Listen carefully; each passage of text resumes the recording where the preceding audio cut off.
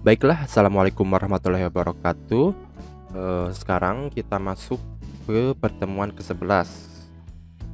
Pada pertemuan ke-11 ini kita akan dan masih lanjut di perancangan bisnis plan ya. Pertemuan 11 ini kita akan membahas tentang aspek pemasaran, diantaranya gambaran umum pasar, permintaan, penawaran, serta rencana penjualan dan pangsa pasar. Aspek pemasaran ini nggak cukup di pertemuan sekarang, nanti kita lanjut lagi di pertemuan yang selanjutnya. Oke, kita langsung mulai saja. Aspek pemasaran. Aspek pemasaran adalah faktor penting yang dijadikan sebagai kunci dari keberhasilan perusahaan, khususnya dalam memetakan pasar. Itu kata si Philip Kotler. Jadi kata si Philip Kotler itu, aspek pemasaran itu sangatlah penting. Selanjutnya, dengan mengenali aspek pemasaran, seseorang dapat melakukan studi kelayakan bisnis sehingga ia dapat menganalisa bisnis tersebut layak atau tidak untuk direalisasikan.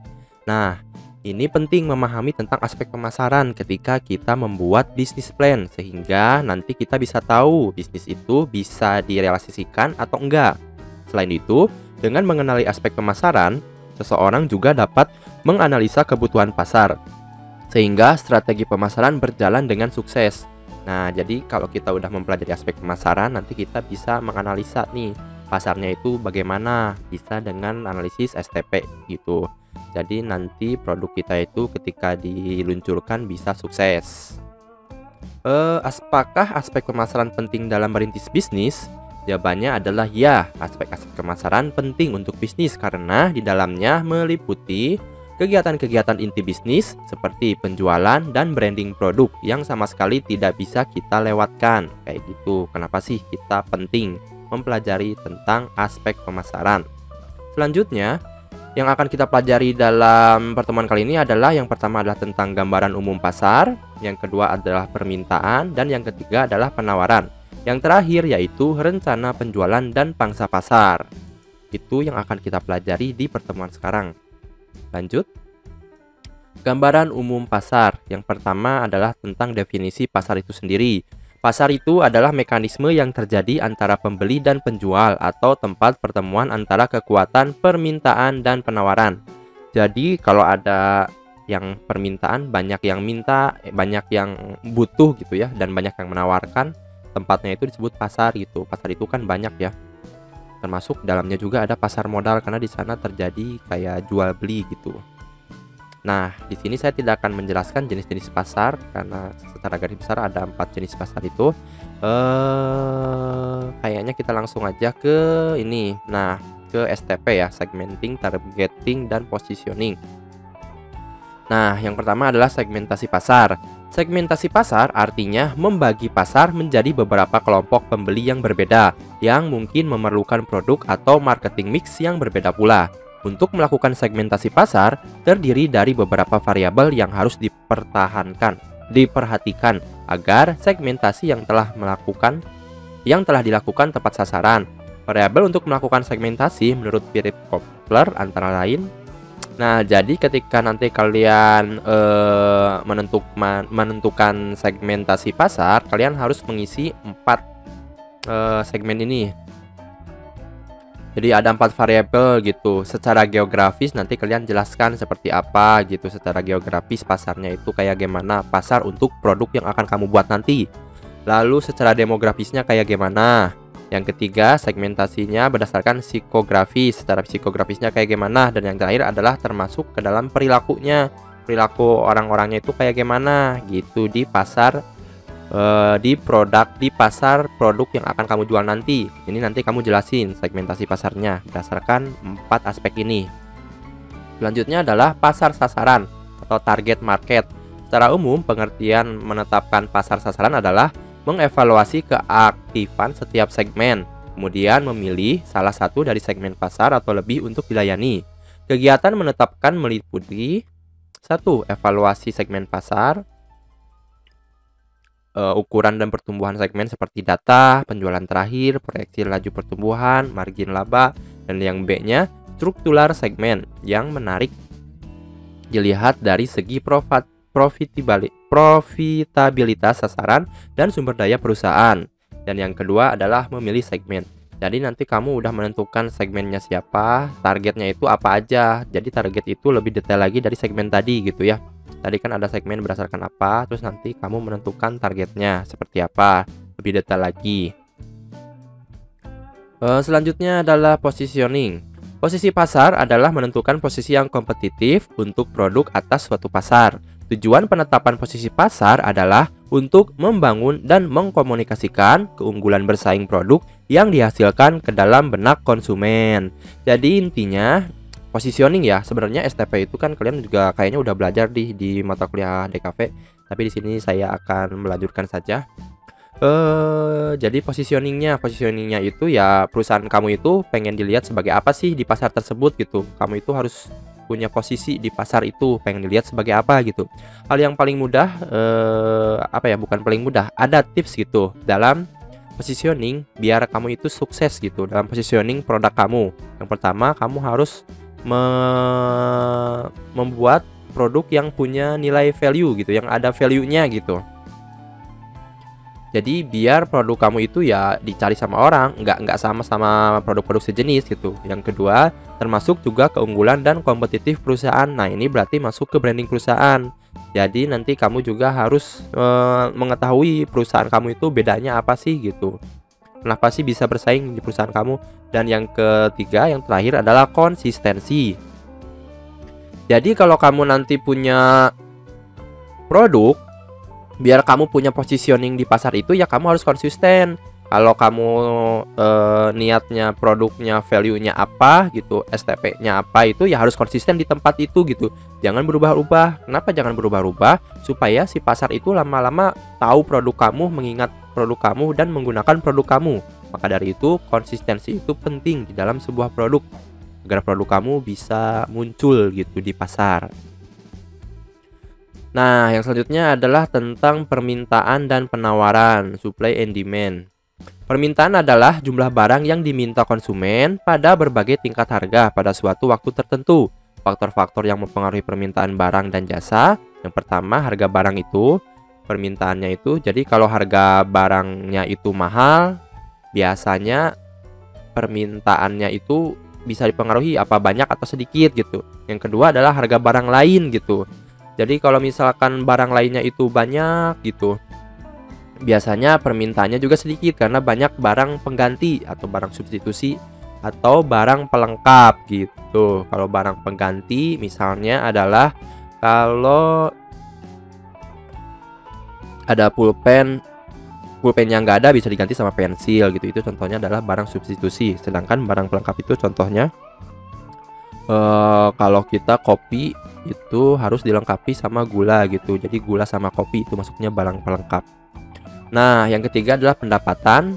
Tentu saja ya, pendapatan yang besar juga mempengaruhi terhadap permintaannya banyak atau kecil gitu. Yang keempat adalah selera, yang kelima adalah jumlah produk, dan yang keenam adalah faktor khusus, akses terhadap produk tersebut. Apakah mudah diakses atau enggak, itu mempengaruhi terhadap permintaan. Oleh karena itu, ketika kalian membuat produk, kalian harus memastikan gitu faktor-faktor ini faktor-faktor yang ada di sini itu telah diakomodir oleh produk kamu gitu. Selanjutnya adalah penawaran. Kalau tadi adalah permintaan, sekarang adalah penawaran. Penawaran adalah jumlah barang atau jasa yang ditawarkan produsen pada berbagai tingkat harga pada suatu waktu tertentu. Jadi kalau permintaan itu masuknya itu dari si konsumen karena kita yang minta barangnya, kalau penawaran itu dari produsen yang membuat barang itu. Jadi gitu. Nanti di dalam pasar itu ya berlaku hukum penawaran dan permintaan gitu, supply and demand. Faktor-faktor yang mempengaruhi penawaran suatu barang atau jasa. 1. Harga barang itu sendiri. Harga barangnya gimana tuh? Mahal, murah. Kalau harga barangnya murah, biasanya bakal banyak gitu. 2. Harga barang lain yang memiliki hubungan. Ini hampir sama-sama tadi. Yang ketiga adalah teknologi. Ini yang bedanya. Keempat, harga input. Dan kelima adalah tujuan perusahaan. Jadi intinya gini, kita harus mengetahui kurva penawaran dan permintaan di pasar. Suatu barang Kalau barangnya banyak tapi yang membutuhkannya sedikit, itu mempengaruhi terhadap harga barang. Biasanya harga barangnya itu bakalan murah. Karena dari sisi penawaran, si produsennya banyak sekali barang yang diproduksi, tapi dari sisi permintaan, si konsumennya nggak butuh. Jadi bakal harganya murah. Begitu pula sebaliknya.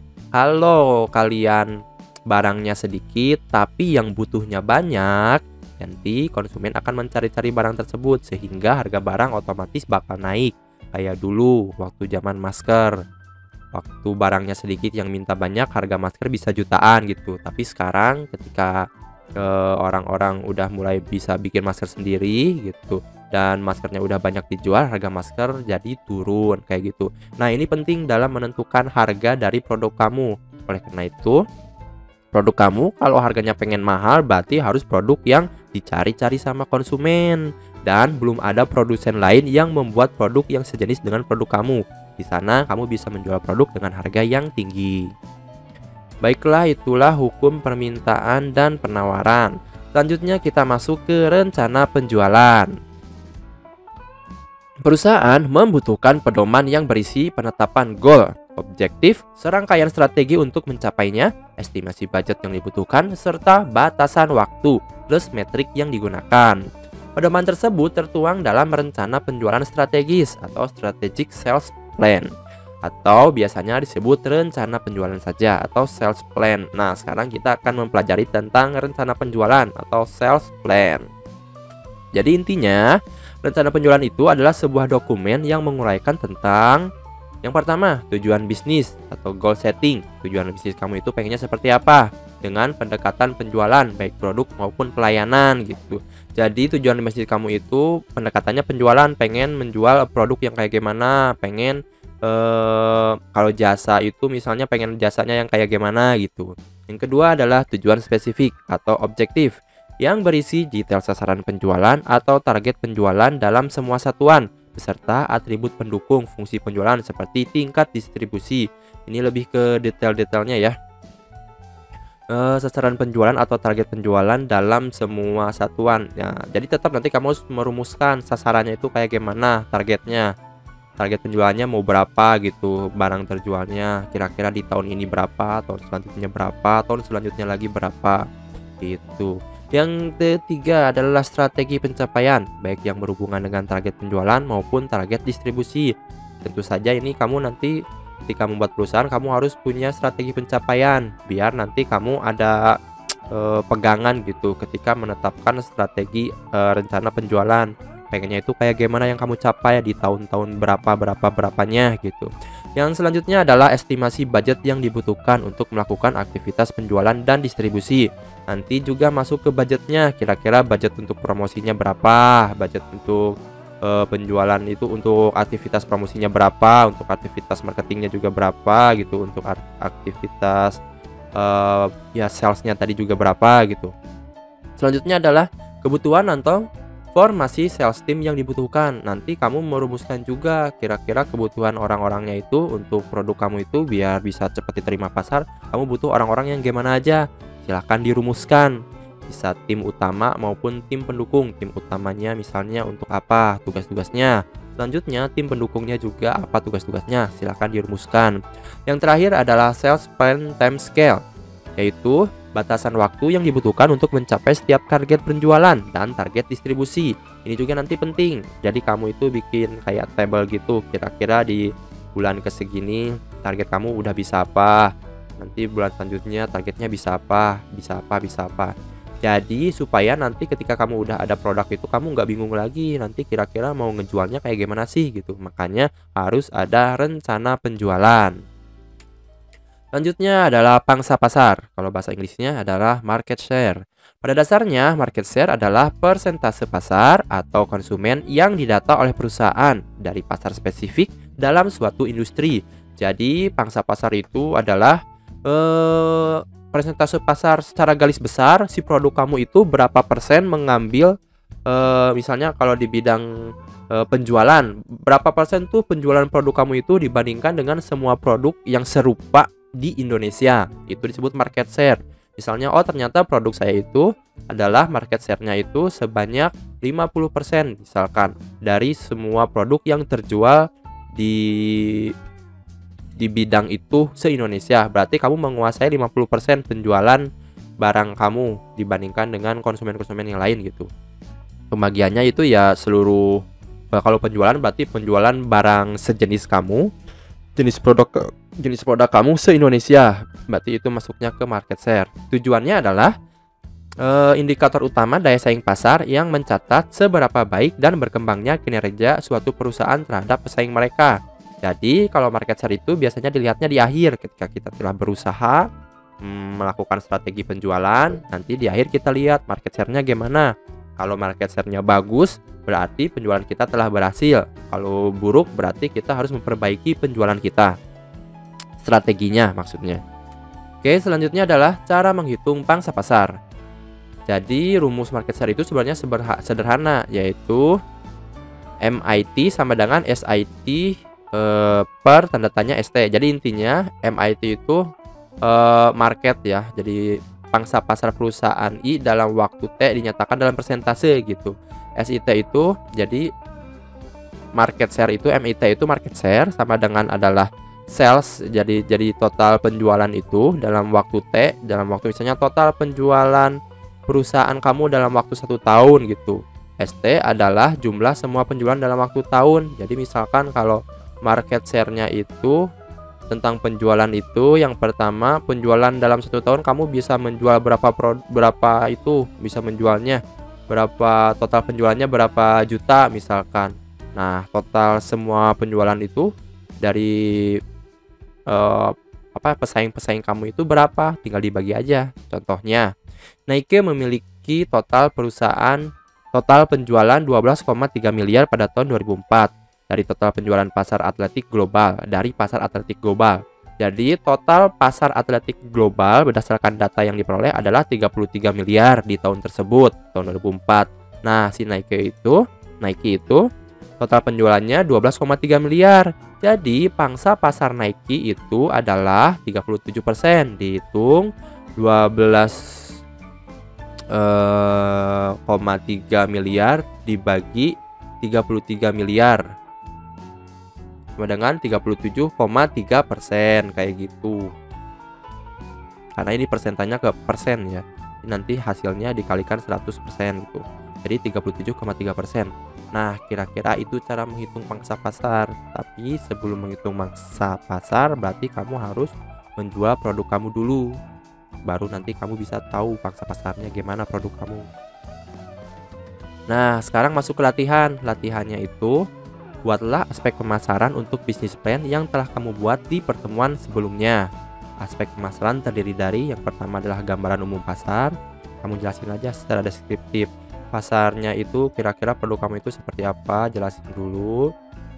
Pertumbuhannya juga mungkin bisa dijelaskan kayak gimana. Udah gitu kamu jelasin STP-nya, STP dari produk kamu terhadap pasar tersebut.